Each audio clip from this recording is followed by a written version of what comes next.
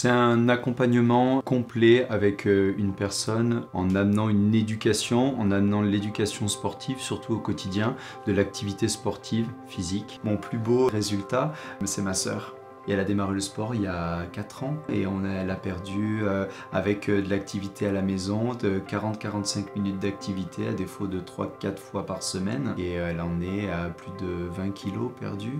Et puis on voit tout ce que ça peut engendrer aussi, l'acceptation un petit peu de soi, le regard qu'on va avoir déjà de soi dans le miroir, le regard qu'on va nous porter également de la part des gens, et puis le bien-être aussi, moins fatigué toute la journée. C'est mon plus beau résultat pour moi à l'heure actuelle. On a ça aussi, on a cette étiquette également donc de technicien en fait du corps, du déplacement fonctionnel aussi, tout ce qui est biomécanique. On est des professionnels en fait du corps et du mouvement, mais on est également, on a une petite étoile de motivation. Il y a beaucoup de clients qui savent s'entraîner, mais seuls chez eux c'est très compliqué parce que on va avoir la télévision, on va avoir la machine à laver, on va avoir le téléphone qui sonne, on a une notification et les entraînements en fait se raccourcissent.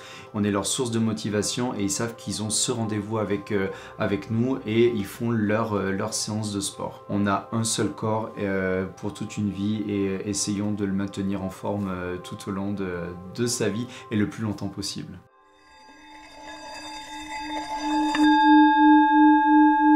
Bienvenue dans ce podcast. Au IVe siècle avant Jésus-Christ, Hippocrate écrivait qu'il fallait harmoniser le corps et l'esprit. Cette phrase est toujours d'actualité aujourd'hui et le coaching sportif s'est développé partout sur la planète. Aujourd'hui, on accueille Jonathan Fréchet, coach sportif, qui va un peu nous parler de son activité, de cette activité. D'abord, avant de rentrer un peu dans ton parcours à toi, comment tu en es arrivé là, on parlera ensuite vraiment de ce que c'est au cœur de l'activité. Mais dis-nous un peu une définition de ce que c'est le coaching sportif. C'est un accompagnement complet avec une personne en amenant une éducation, en amenant l'éducation sportive, surtout au quotidien, de l'activité sportive, physique. D'accord, donc on va lier durant cet accompagnement leur objectif esthétique, physique, également prendre en compte les pathologies éventuelles, les accidents qu'ils ont pu éventuellement avoir ou les pathologies qui peuvent être créées justement au quotidien dues à leur emploi ou alors avec d'anciens sports également collectifs ou autres où à force de répétition il va y avoir des traumas qui vont être créés sur le corps. Donc on va prendre en compte vraiment tous ces facteurs-là de façon à prendre en charge la personne entièrement et globalement en lui demandant de faire tel ou tel exercice et surtout de l'éduquer en lui interdisant surtout une orientation de travail qui va être pas forcément conseillée, que s'ils sont voués à eux-mêmes, ils auront tendance à faire des choses qui ne sont pas en adéquation pour leur évolution. Okay. D'accord. Donc en fait, dans tout ce que tu viens de nous dire, il y a beaucoup de facteurs qu'il faut prendre en compte quand on s'occupe de quelqu'un. Tu peux nous expliquer un petit peu ton parcours professionnel ? Alors moi là-bas je suis un sportif de haut niveau, je suis gymnaste, j'en ai fait pendant plus de 15 ans à hauteur de championnat de France en individuel ou en équipe et après à cause de mes études j'ai dû bifurquer sur d'autres activités et c'est là où j'ai rencontré le fitness et la musculation où je me suis pris de passion à défaut de 10 cours par semaine en tant que pratiquant et puis on va dire 5 à 8 heures de musculation par semaine aussi et j'en ai décidé un jour d'en faire mon métier et je vis de ma passion depuis maintenant 7 ans. Et du coup ce que tu disais c'est que tu étais passionné, c'est-à-dire que c'est le côté, j'imagine que tu parles pas du côté simplement tu es passionné de faire gonfler des muscles, c'est le côté sportif mais en même temps le côté individuel, le côté humain quoi.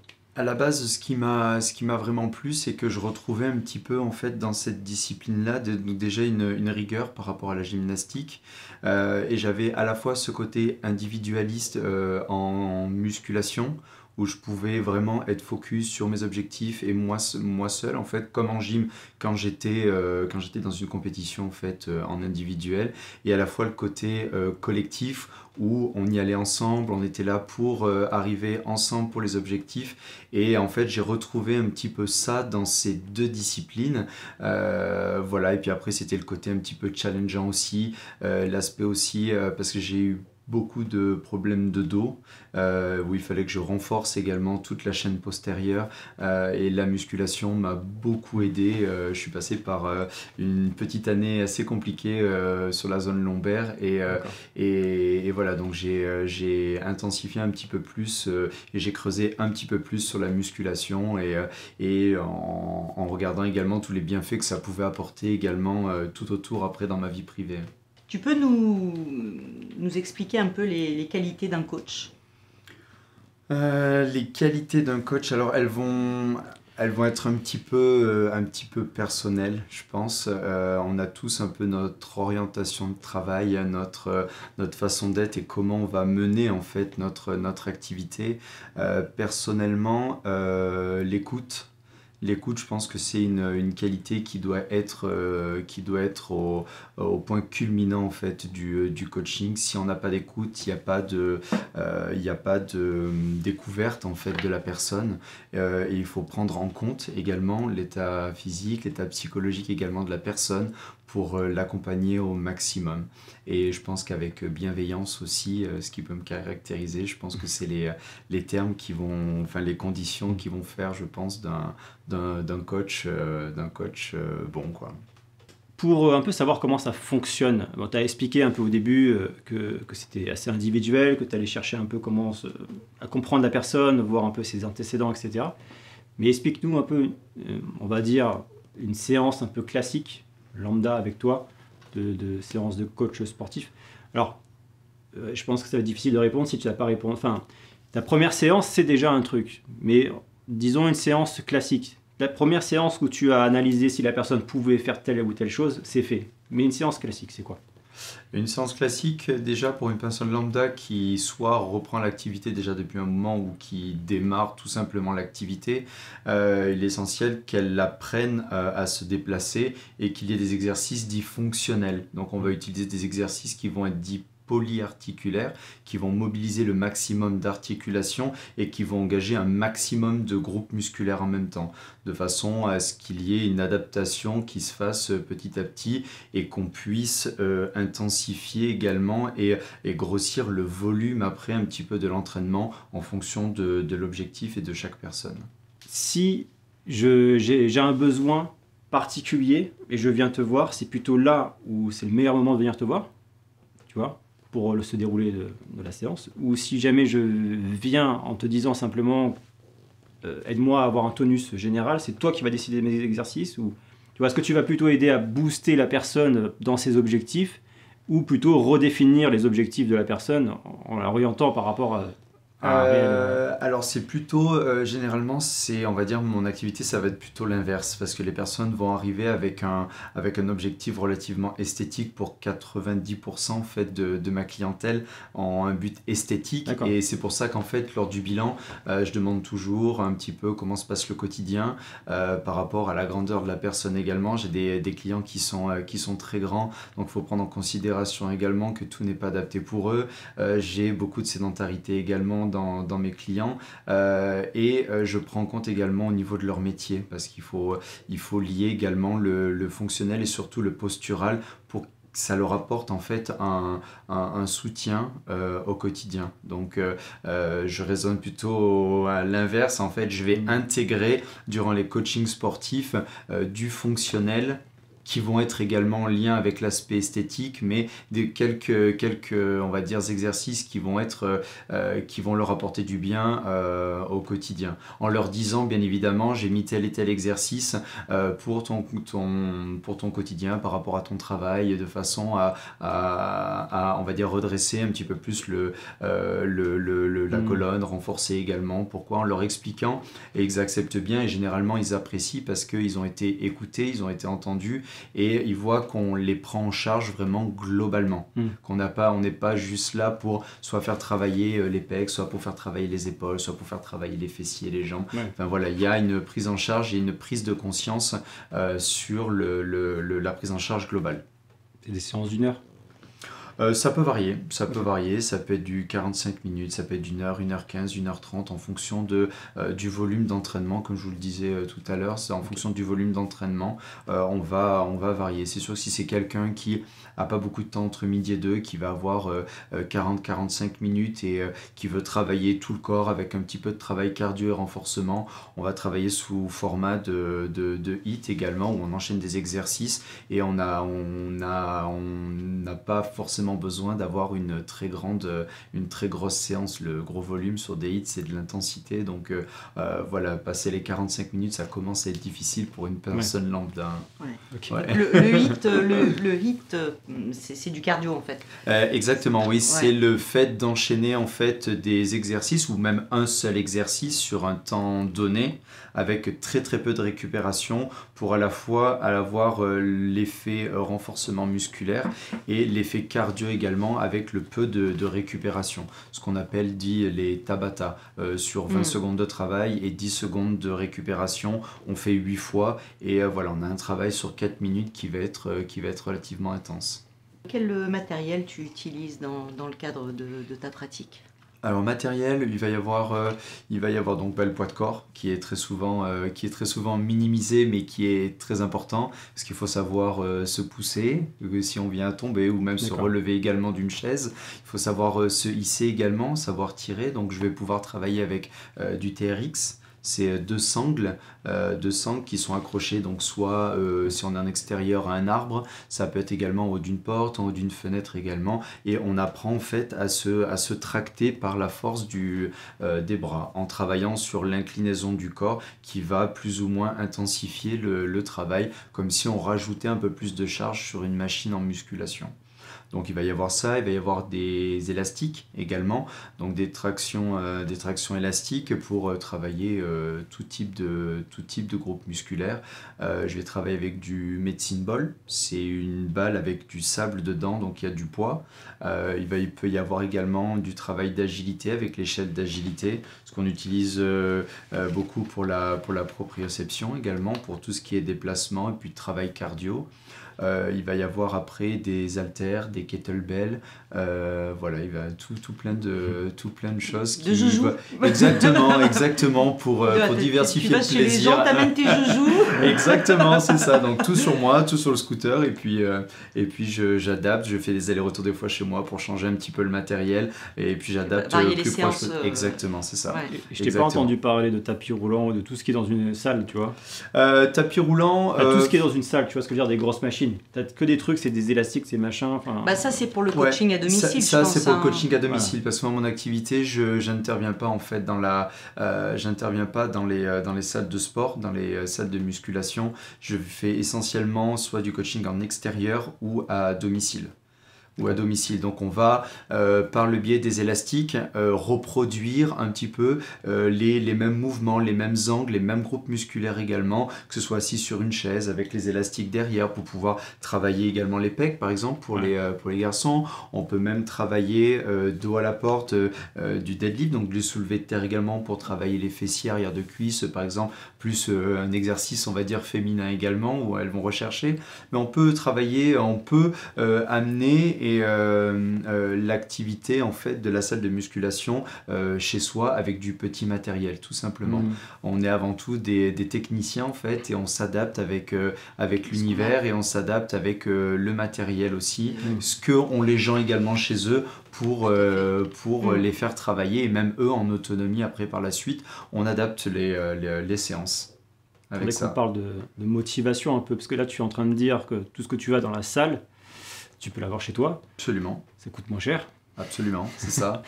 T'as pas besoin de te déplacer. Bon, après, c'est bien aussi de marcher un peu, de sortir, de rencontrer des gens. Mais et les gens qui payent la salle, en tout cas, il y a ce mythe, c'est tu payes la salle et tu y vas plus. Au bout de 2 mois, t'arrêtes tout. Et ben, en fait, on a ça aussi, on a cette étiquette également donc de technicien en fait du corps, du déplacement fonctionnel aussi, tout ce qui est biomécanique. On est des professionnels en fait du corps et du mouvement, mais on est également, on a une petite étoile de motivation. En fait, on a la motivation. Il y a beaucoup de clients qui savent s'entraîner, mais seuls chez eux, c'est très compliqué. C'est très compliqué parce qu'on va avoir la télévision, on va avoir la machine à laver, on va avoir le téléphone qui sonne, on a une notification et les entraînements en fait se raccourcissent et où on a les enfants également et puis ben, on ne nous laisse pas tranquille juste une petite demi-heure pour pouvoir faire son entraînement. Donc c'est là en fait où on intervient, en fait on est leur rendez-vous, on est leur source de motivation et ils savent qu'ils ont ce rendez-vous avec nous et ils font leur séance de sport. Ouais, okay. C'est comme une bulle en fait dans la semaine. Exactement, c'est ça. C'est ma bulle quoi. C'est ça, exactement, c'est ça. Alors qu'ils savent pertinemment quoi faire, les mouvements ou autres, sauf si après c'est spécifique, si les gens ont des pathologies, là c'est vrai qu'après il faut qu'on soit là pour vérifier l'angle également sur lequel ils vont travailler parce qu'on leur montre mais après ils ont déjà oublié. C'est comme en cours collectif, quand on répète tout le temps les mêmes choses, et ben, ça fait 15 ans que les personnes nous suivent et ça fait 15 ans qu'ils entendent la même chose et qu'ils oublient et qu'on est là pour ça. On est un petit peu leur petite voix intérieure, on est un peu leur petite conscience. On est un peu leur conscience également, même à distance. J'ai tendance à leur écrire « T'as fait ta séance et ça s'est bien passé ?» Voilà, je suis investi au maximum sur le suivi avec mes clients. Okay. Et c'est important, c'est important. Dans le coaching sportif, il y a plusieurs types de coachs en fait. Il y en a qui vont être spécialisés dans la Zumba ou dans la musculation.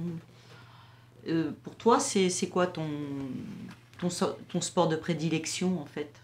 Moi, ça va être, on va dire, la majeure partie de ma clientèle, ça va être de la remise en forme. Ça va être de la remise en forme, voire même de la découverte de certaines personnes qui n'ont jamais pratiqué. Ou on va dire réintégrer l'éducation sur certaines personnes parce qu'ils ont déjà eu des coachs à droite, à gauche, en salle et en fait ils n'ont jamais été écoutés. Donc c'est vrai que ça va être principalement de la remise en forme. La remise en forme, ça va être du cardio, des circuits training, voilà, c'est-à-dire il faut bouger. Très souvent je dis que le mouvement c'est la vie, on a un corps, il faut le maintenir en forme au maximum et voilà, donc je vais plus être on va dire sur de la remise en forme et on va dire la première partie on va dire d'une prise de masse éventuellement pour les garçons, pour les hommes voire même pour les femmes également après, mais c'est vrai que plus pour les hommes quand même quand on parle prise de masse et voilà, donc ça va plus être sur du renforcement musculaire mais traditionnel après, une prise en charge de personnes lambda.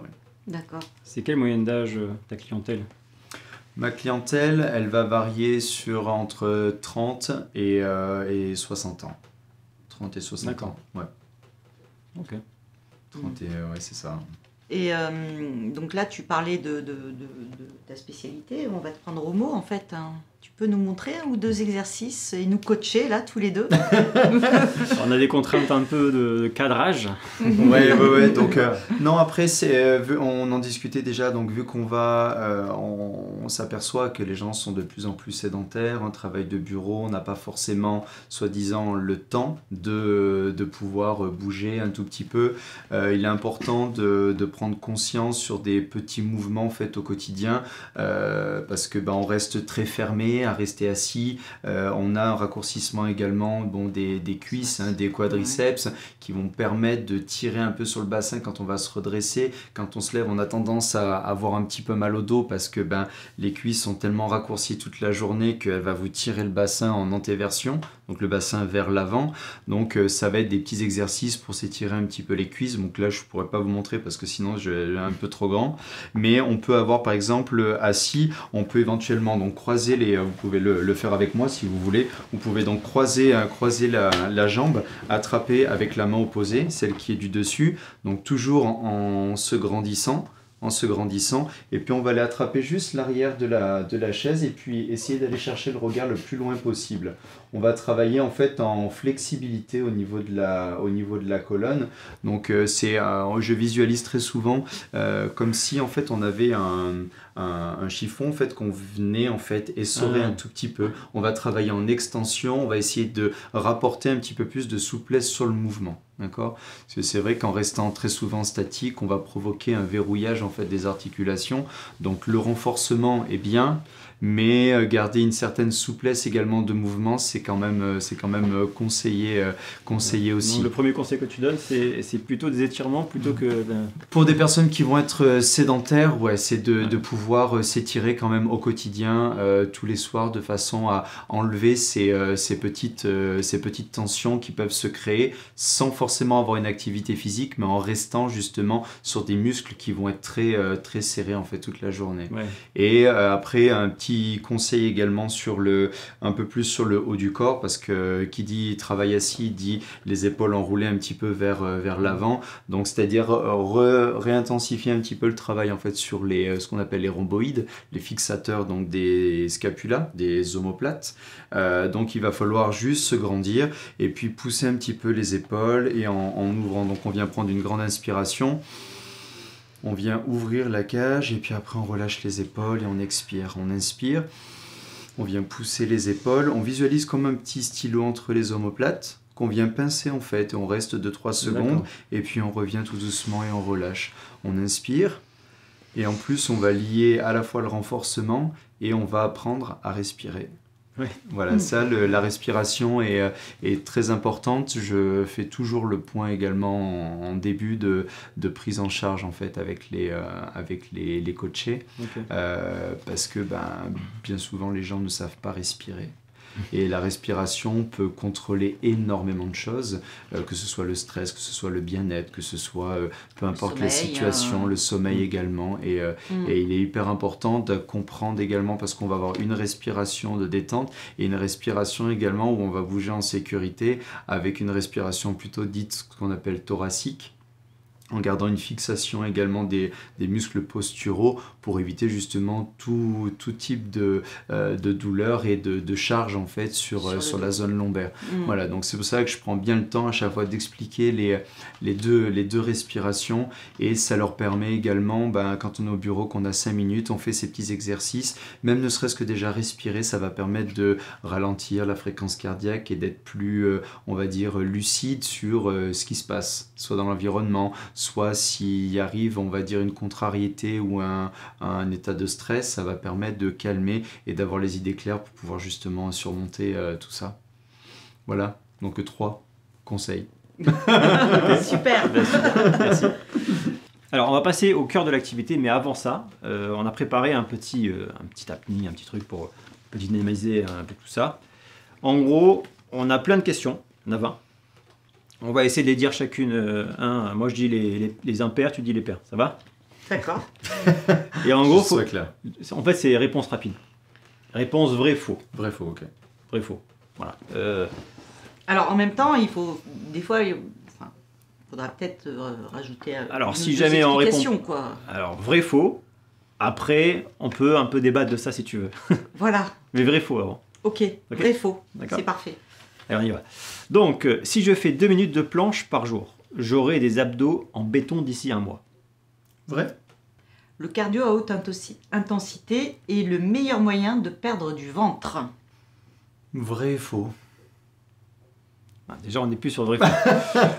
1 kg de muscle pèse plus qu'1 kg de graisse. Faux. Ça reste 1 kg, non? Bon, on a dit après. On a dit après. Si je bois un shaker de protéines après chaque séance, je vais doubler mes résultats. J'étais ailleurs. C'était perturbé par la blague. Ouais, c'est ça. Ça reste 1 kilo, oui. Si je bois un shaker de protéines après chaque séance, je vais doubler mes résultats. Faux. Courir un marathon sans préparation est une bonne idée si on a une volonté de faire. Faux. Les étirements après le sport empêchent les courbatures. Faux. Plus tu transpires, plus tu brûles de calories. Faux. Le muscle se transforme en graisse si on arrête de s'entraîner. Faux. Ah. Faire du sport à jeun, c'est l'arme secrète des athlètes pour être au top. Faux. Ok. Il a l'air choqué. Bon. Non. C'est intéressant quand même. Je découvre les questions aussi, donc voilà. Ouais, c'est le principe. Les coachs sportifs mangent uniquement des légumes vapeur et du poulet. Faux. Faux. Les courbatures sont un signe obligatoire de progrès. Vrai. Ah, ok. Vrai. Je pensais que ça serait nuancier, ça. Okay. Ouais. Vrai, je peux expliquer le mot. Alors on a vrai, dit après. Ouais. Après. Les sports d'endurance sont les seuls qui améliorent la santé du cœur. Vrai. Plus on mange de protéines, plus on construit de muscles. Faux. Après 50 ans, il est trop tard pour se mettre au sport. Faux. Archi faux. Faire du sport en extérieur, quand il fait froid, augmente le risque de tomber malade. Faux. Courir est mauvais pour les articulations et cause systématiquement de l'arthrose.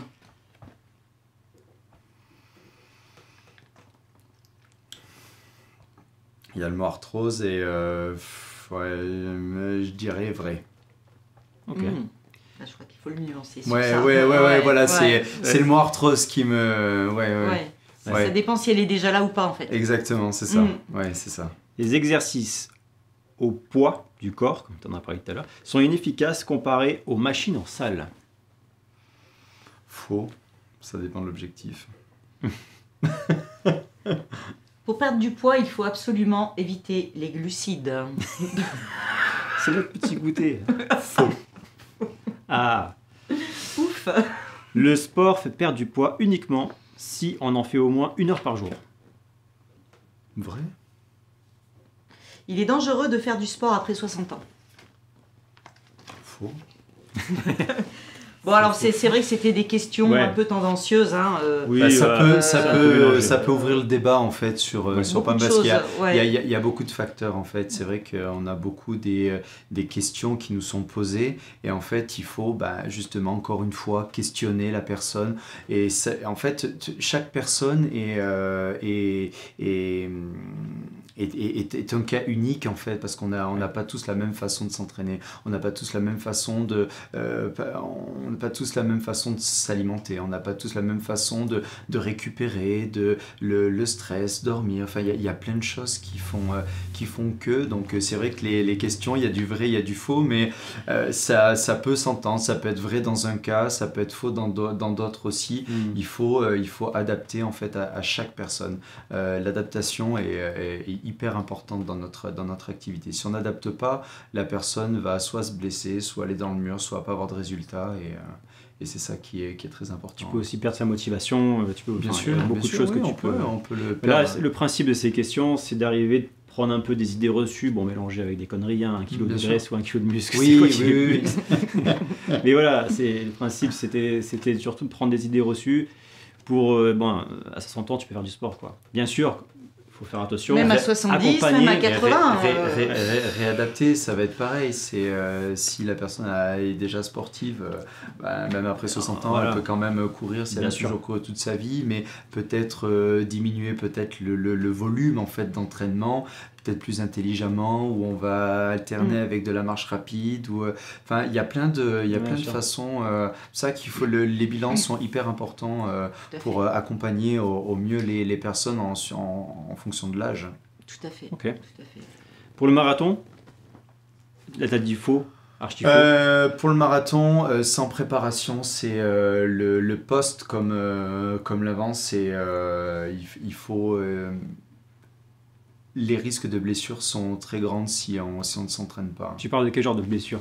Les blessures, ça va être des déchirures au niveau des mollets. Problème cardiaque, hein, aussi. Exactement aussi. On a quand même une construction également à faire au niveau des genoux. Il ne suffit pas juste de courir. Le renforcement également est très important parce que le marathon, c'est quand même rester contracté sur une très longue période. Donc il faut apprendre son corps à rester contracté très longtemps, qu'on peut passer également par le renforcement musculaire. Il ne suffit pas juste de prendre deux baskets et puis une paire de baskets et puis d'aller courir dehors. Non, il y a toute une préparation, il y a un travail cardio également et il y a une préparation mentale qui est très important. Je ne suis pas trop spécialisé dans la course, mais voyant les gens en fait se lancer soit dans des semis ou autre, on sait dans quel état ils terminent sans préparation et mais je le fais. Alors c'est sûr qu'il y en a qui sont très motivés, ils y arrivent, mais c'est pas sans conséquence. C'est pas sans conséquence quand même. Il y a un mois de récupération derrière, quoi. Ouais, ça reste quand même traumatisant pour les articulations et pour le corps. Hein. Il y a quand même une certaine distance à respecter, à ne pas dépasser par jour, voire même par semaine de course, si on veut quand même arriver à courir sur la longévité quand même. Ouais, ok. Ouais. Est-ce que tu veux rebondir sur un des trucs? Bon, tu t'as pas en tête là, peut-être? On va pas tous le refaire. Comme ça, ou peut-être, dites-moi s'il y en a peut-être certaines que vous étiez... Au niveau des protéines, plus on en mange, plus on construit des muscles.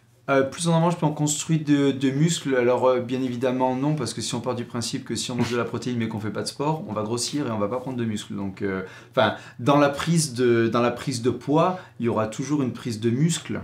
Mais il va y avoir aussi une prise de gras, donc ça va dépendre de l'état de la personne, quoi. C'est sûr que c'est une personne qui est pratiquante, qui est sportive, et qu'elle va prendre un complément alimentaire, par exemple, ou un peu plus de protéines. Oui, c'est sûr qu'elle va construire un petit peu plus de muscles qu'une personne qui ne fait pas de sport, c'est sûr. Ça dépend le... Quand tu parles des protéines, moi je suis végétarien. Protéines végétales. Ça marche bien. Ils en font des très bonnes. Autant avant, il y avait des protéines en poudre végétale où il y avait un peu moins de ratio en termes de protéines. Maintenant, ils arrivent à condenser. On a quasiment sur un shaker, on a autant de taux de protéines végétales que de protéines animales. Ouais, on y tend de plus en plus. Hein. Okay. Ouais, tout ce qui est intolérance au lactose, elles sont quasiment toutes sans sucre. Des barres de protéines végétales qui sont très bien. Voilà, c'est ça. Après, sur ces barres-là, il faut quand même faire attention. Elles sont quand même fortes en sucre rapide. Oui, elles sont bonnes. Les glucines sont bonnes, mais les sucres lents, pas les sucres rapides. D'accord. Bon, ok. Alors... Dans ton activité, je suppose que les gens qui viennent à ta rencontre vont avoir parfois des demandes un petit peu farfelues. Est-ce que tu peux nous donner des exemples de ces demandes ? J'ai eu des demandes surtout après accouchement. De femmes qui souhaitaient perdre en fait les 25 à 30 kilos qu'elles avaient pris en fait pendant leur grossesse.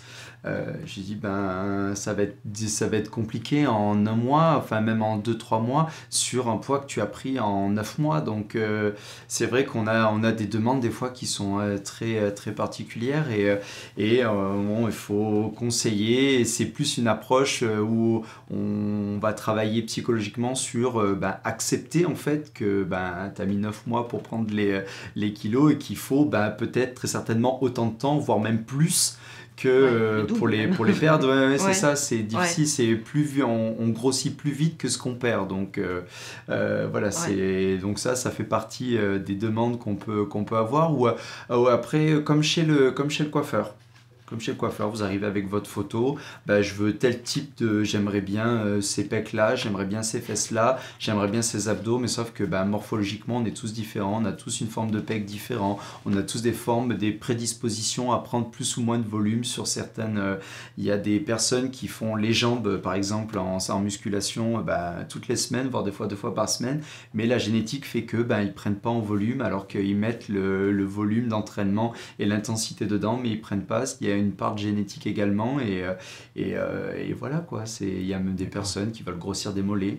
Ça, les mollets, c'est génétique, malheureusement, on peut pas modifier ça. Ouais, même l'ossature, au niveau ossature, à partir du moment où on a une ossature fine... on peut pas, non, ça on peut non. pas. Mais Ouais. oui, la période d'avril-mai, pour le rentrer dans les maillots de bain, on veut perdre beaucoup de kilos en peu de temps, donc ça demanderait de se sous-alimenter, de donner au corps beaucoup plus d'entraînement aussi. On peut toujours arriver à des résultats, mais c'est pas des coachings que j'ai envie de faire.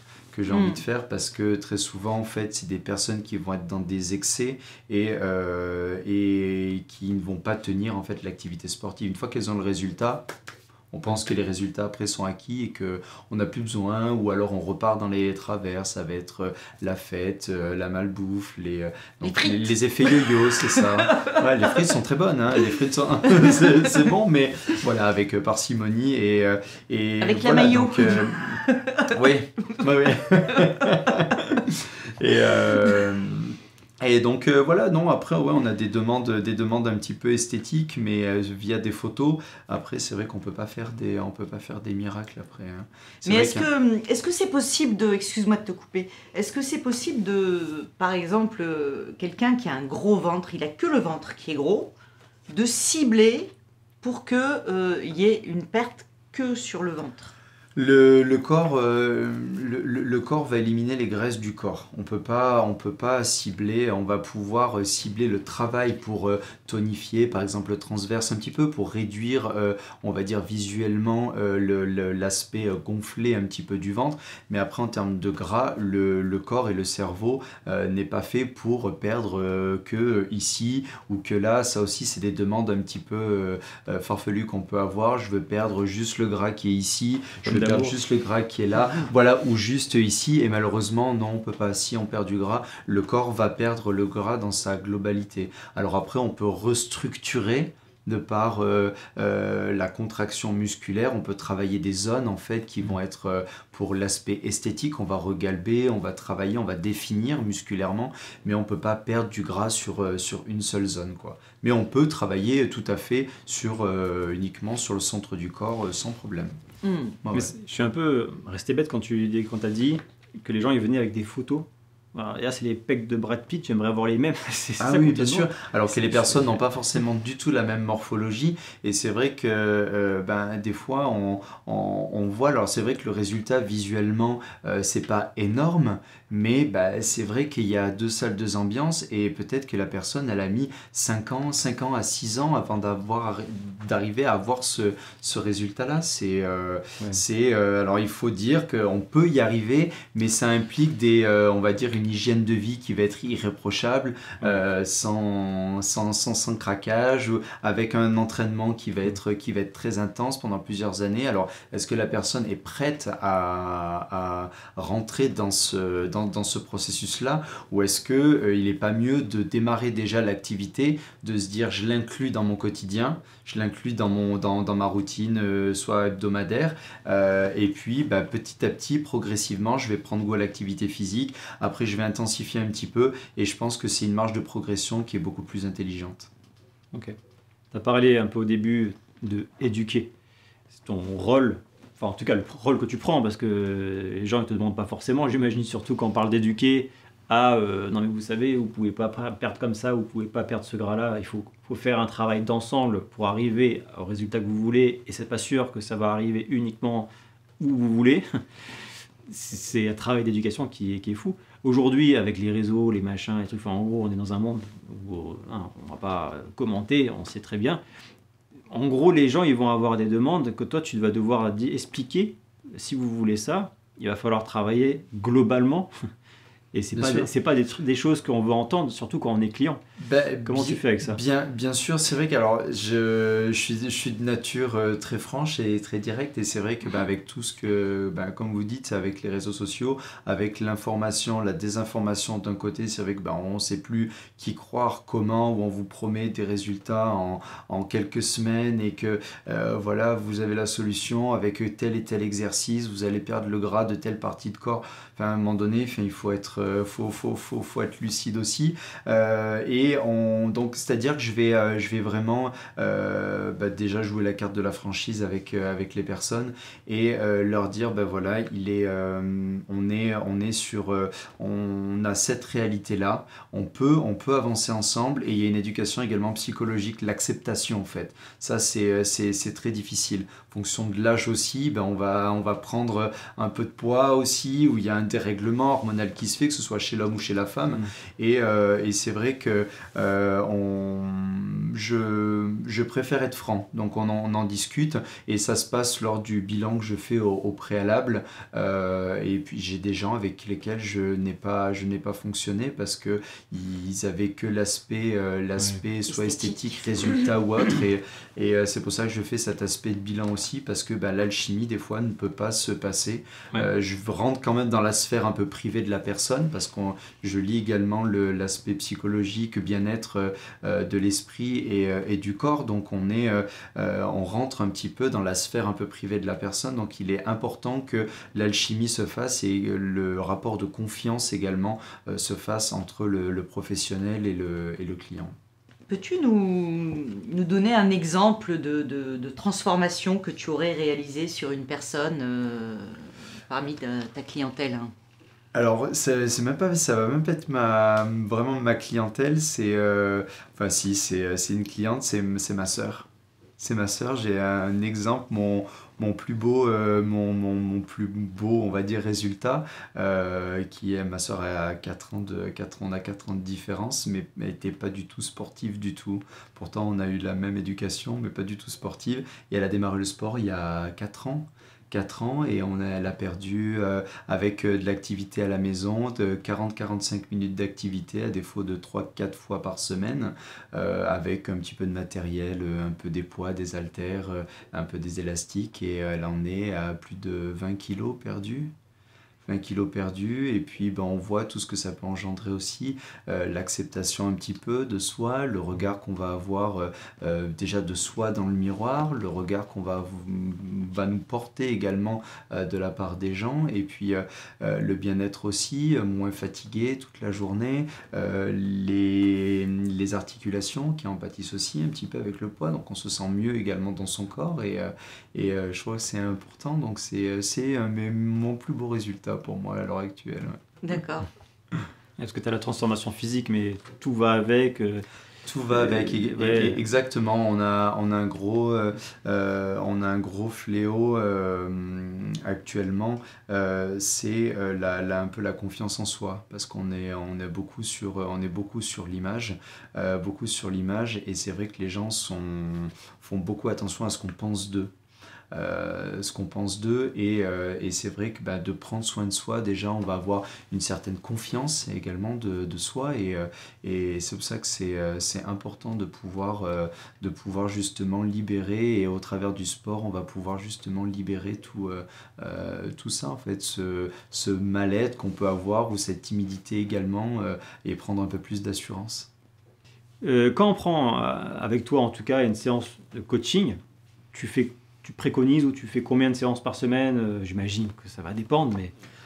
Dans l'idéal, si les personnes ne savent pas, ou ne savent pas quoi faire en fait, et ont vraiment besoin d'un accompagnement vraiment à 300% en fait, accompagné avec moi, je préconise les premières semaines 2 à 3 séances par semaine. Qui déjà, pour une personne qui ne fait pas de sport, c'est déjà un volume d'entraînement qui est quand même relativement assez important. pour avoir des résultats qui sont pas trop espacés non plus. Au bout de quelques semaines, on va commencer déjà à avoir des premiers changements, même ne serait-ce que psychologiquement. On se sent mieux également dans sa tête, il y a un exutoire également sur le quotidien avec le stress. Donc voilà, ça c'est les premiers changements qu'on va opérer déjà au bout de quelques semaines. Après, là actuellement, moi dans mon activité, principalement les personnes ont 1 à 2 séances par semaine. Et après, ce que je fais, c'est que une fois qu'ils sont autonomes, je passe en fait via une application où ils ont des programmes en fait à réaliser en fait en autonomie, et ça leur permet chaque semaine qu'on se voit, on fait le point également sur la semaine, comment elle s'est passée, et puis on essaye d'avancer avec tous les coachings que je vais avoir semaine après semaine avec eux. Okay. Donc il y a une espèce de, comme un peu à l'école en fait, une éducation qui se fait petit à petit. Travailler à la maison, le plus possible, exactement, c'est ça. Et ils se sentent un petit peu comme à l'école redevables de faire, de dire j'ai pas fait mes devoirs. Exactement, c'est ça. Et puis généralement on a toujours les 5-10 premières minutes de la séance qui sont le confessionnal où les gens se confessent. Oui, alors tu comprends, j'ai pas trop fait parce que si, parce que ça, parce que, voilà, parce que. Donc voilà, donc j'accompagne le plus possible, mais voilà, de façon à ce que s'il n'y a pas soit de résultats ou pas assez, ou des fois on a des petites mises au point où on fait pour voir un peu l'évolution d'où est-ce qu'on en est, parce que les objectifs des fois en fonction du coaching au fil des semaines peuvent évoluer, peuvent changer également, donc c'est pour ça qu'il est important également de bien suivre également les personnes pour bien voir si on est toujours sur la bonne conduite à tenir et sur le bon chemin surtout. C'est clair. Qu'est-ce qui te motive le plus quand tu fais ton travail, hein? Qu'est-ce qui me motive le plus? Déjà, juste le premier instant, c'est le sourire des gens quand j'arrive. Ça, c'est vraiment le premier cadeau quand j'arrive, c'est qu'on est attendu, ils sont contents en fait de faire leur séance, et c'est les remerciements également. Ça va être les remerciements, ça va être entre guillemets la publicité qu'ils vont pouvoir me faire. Parce la reconnaissance de ton travail, absolument, en fait. Absolument, c'est ça, la reconnaissance également, et ce que je travaille quasiment que du bouche à oreille. Donc c'est ça qui fait que je suis satisfait, je sais pourquoi je me lève tous les matins. Voilà, un petit merci, un petit moment, un petit message également de remerciement sur les réseaux sociaux en disant que la séance était bien, voilà, ou même des résultats également. Je me suis pesé, j'ai perdu soit 1 kilo, ou j'ai pris un petit peu de muscle également, merci pour ton... Voilà, c'est un merci, un sourire me satisfait dans ma démarche au quotidien. Et tu fais combien, toi, de coaching par jour, à peu près par jour? Par jour, ça peut varier parce que j'ai pas que l'activité de coaching aussi. J'interviens sur des cours collectifs dans des associations. Je suis également coach d'indoor cycling chez Amplify sur Nice. Ce sont des cours sur vélo, une expérience sur vélo avec de la musique. Donc voilà, j'ai toute cette préparation, des cours aussi à faire. Donc ça peut varier. Ça peut varier entre 3-4 coachings par jour minimum, avec des cours collectifs aussi, ça peut varier. Puis c'est vrai qu'on est face à les gens travaillent aussi, c'est leur hobby, c'est leur sport, et c'est vrai que on passe un petit peu en second plan, donc il peut y avoir très souvent un petit peu des annulations qui font un peu les aléas de notre métier. Donc on compose un petit peu, on essaye de retrouver un créneau, ou on essaye de leur dire écoute, si tu peux pas là, à ce moment-là, essaye de faire telle et telle séance via mon application où je l'aurais donné au préalable. Donc voilà, on s'adapte. On doit s'adapter à tout le temps. Mais à chaque fois que tu fais tout ça, en gros, tu es toujours en mouvement, tu es toujours en train de... Physiquement, non, parce que les personnes qui vont prendre du coaching, ils sont pas là pour qu'on s'entraîne avec eux. Ils sont là en fait pour qu'on les observe, qu'on les analyse et qu'on leur donne des conseils de placement, qu'on leur dise est-ce qu'ils font bien le mouvement et comment est-ce qu'ils peuvent faire pour aller plus loin. C'est ça notre métier. Ok. Très souvent, les gens pensent qu'on s'entraîne tout le temps. Alors, des fois, il y a certaines personnes qui pour les challenger un petit peu, ça va dépendre de la personne, de l'approche qu'on va avoir avec la personne, des affinités qu'on va avoir aussi avec la personne. Mais il m'est eu arrivé de m'entraîner un peu pour challenger un peu certains clients, de chausser mon short, de mettre mes baskets et puis de m'entraîner avec eux. Mais on n'est pas là on est là pour, sur le coaching individuel, on est là pour coacher et non pas pour faire du sport. Correction, ouais.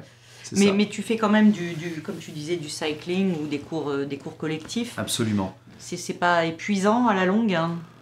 Il faut une bonne récupération, il faut une bonne alimentation également à côté. Et puis après, avec l'expérience et le temps, on arrive à s'économiser un petit peu sur les cours collectifs. Alors, sur certains concepts ou certains cours collectifs, on est obligé de faire avec eux au maximum. Mais voilà, c'est un métier passion. Même la fatigue, du moment où on a les gens qui vont être devant et qui sont à fond, on dépasse notre fatigue. Il y a un effet il y a un d'entraînement. engouement, exactement, c'est ça. Et ouais. en fait, le plaisir prend le dessus et la fatigue se fait plus ressentir. Tu vois quelle évolution professionnelle dans ce que tu fais? Pour la suite, prendre en charge le plus de personnes possible si je peux aider. C'est vrai que on va dire les choses font que j'ai de plus en plus de gens avec des pathologies, soit d'épaule, soit de genoux. Et c'est vrai que il faut être vraiment aux petits soins pour eux, analyser un peu. Il y a des séances que j'ai prévues pour certains clients qui se passent pas forcément comme prévu parce que on est sur un pic de douleur, et on réadapte, on essaye de faire autre chose pour que les personnes puissent quand même bouger au maximum. Mais après mes perspectives, moi, d'activité, pour le moment, là j'ai intégré les cours de cycling il y a quelques mois. Je diversifie mon activité et je retrouve un petit peu comme au tout début, où je suis un peu individualiste avec mes clients en one-to-one, et le côté un petit peu collectif où j'ai, comme avec la gym, en fait, je reviens toujours à ma base, à mes fondamentaux, c'est ça. Maintenant, on va aborder un petit peu la partie, l'autre face du métier. Voilà. Et quelles sont les plus grosses difficultés que tu rencontres dans ton activité? C'est ce que j'expliquais, c'était les reports de dernière minute, parce qu'on a quand même vu qu'on va chez les gens, on va chez les clients, on a quand même un timing à régler, et puis comme un commercial un petit peu qui organise sa tournée, on essaye de faire une tournée en fonction de perdre le moins de temps possible. Et c'est vrai que des fois on a des annulations de dernière minute, ou alors on a prévu quelque chose avec des amis, puis finalement il faut qu'on travaille parce qu'on a notre compte, voilà, il faut travailler un petit peu plus que quelqu'un qui est salarié. Donc on annule sa vie perso, et puis on rajoute la personne pour pouvoir, voilà, c'est des petits, je pense que c'est le plus contraignant dans l'activité d'indépendant, quoi. C'est vrai que les gens on voit comme leur hobby, et alors que c'est ma société qu'il faut que je fasse tourner aussi, mais je veux également leur bien-être, donc on compose.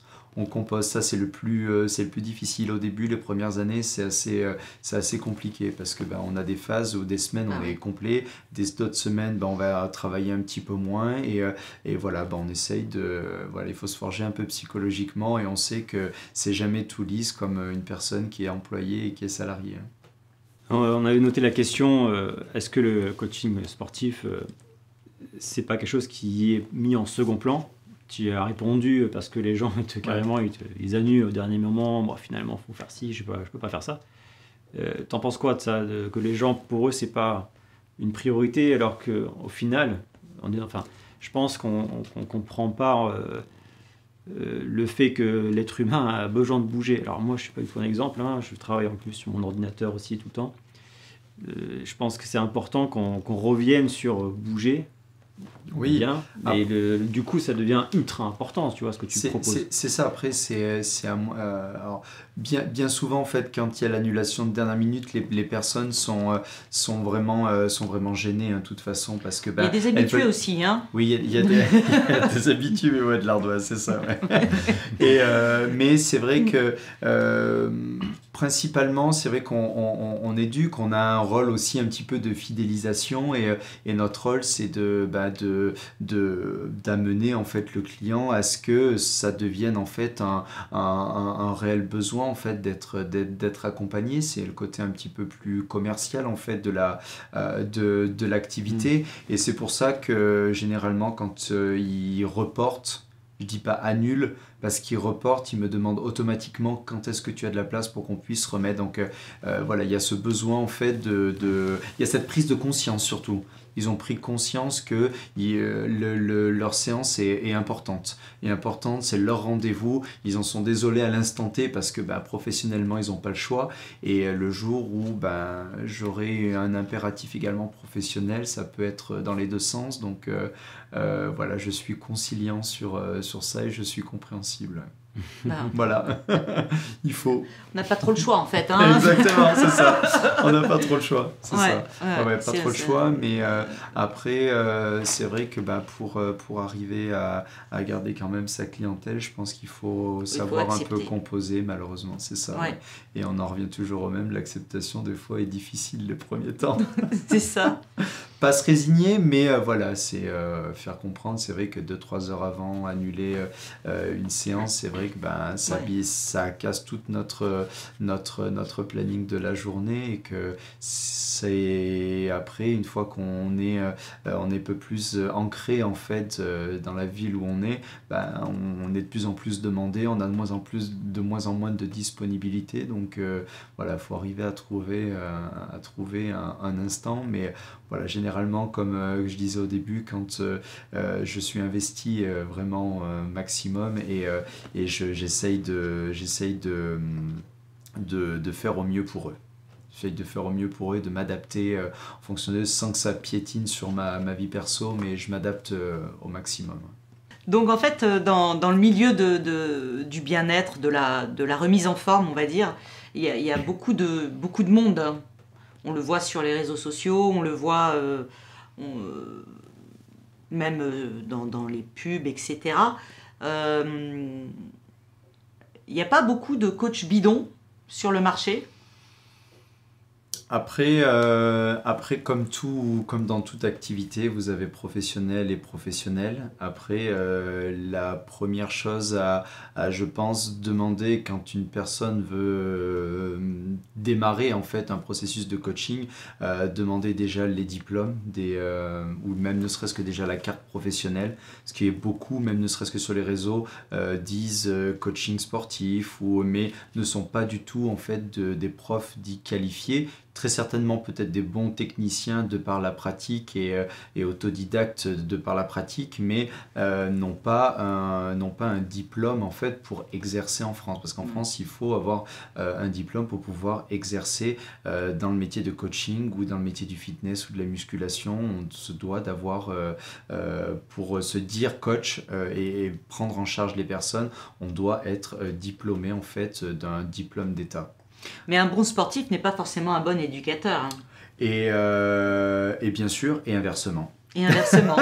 Et inversement, beaucoup de personnes également. Je parle de ma promo par exemple.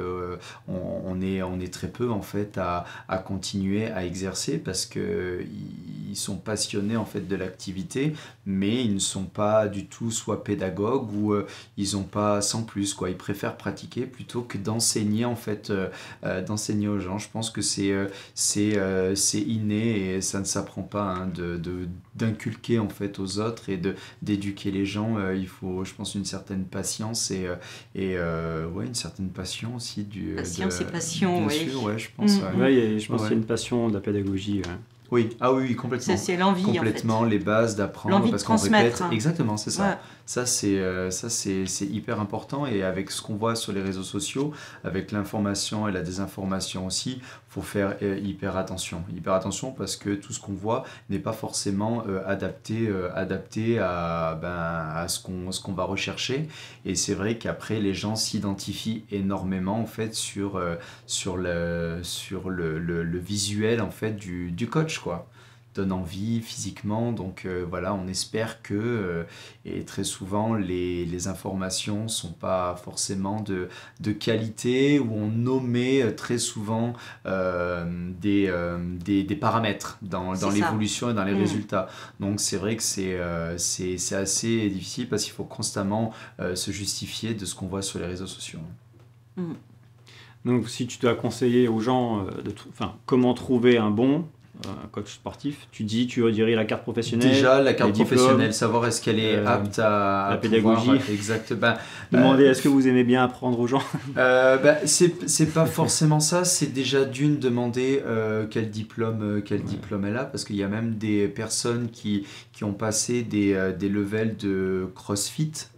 Ce qui se faisait beaucoup là en ce moment, mais qui n'ont pas du tout de diplôme d'État. Donc, level de CrossFit, c'est une marque déposée des États-Unis et il n'y a rien qui diplôme. Ouais, alors, on est fait diplômé. l'anatomie, la biomécanique, Exactement, etc.